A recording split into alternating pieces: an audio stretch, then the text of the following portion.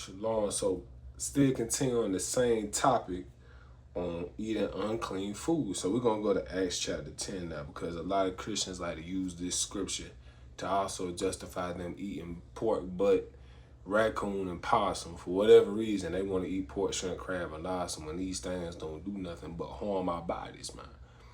You understand? So, that's why the Lord gave us the beasts that are clean and unclean.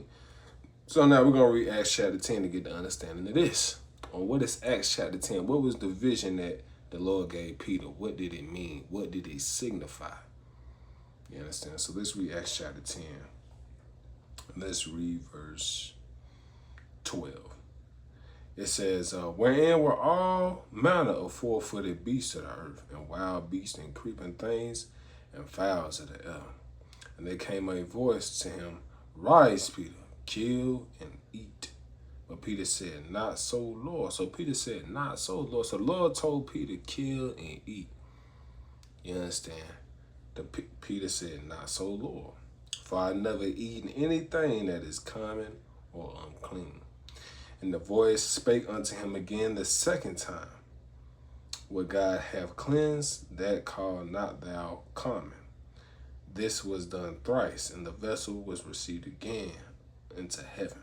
Now, let's read on. Let's jump over to same chapter, but let's read verse 28, just to make it quick, because we can read this whole chapter and really see what the Lord was talking about. He was telling Peter to go wake up the northern kingdom of Israel. Because why? Because the northern kingdom was not common to teach, or was not common to keep company around. They were considered unclean at this time because the Lord had did away with them as a people. But now the Lord telling Peter, look, go wake up the northern kingdom of Israel. Now let's read verse 28. And Cornelius was an Israelite from the northern kingdom of Israel.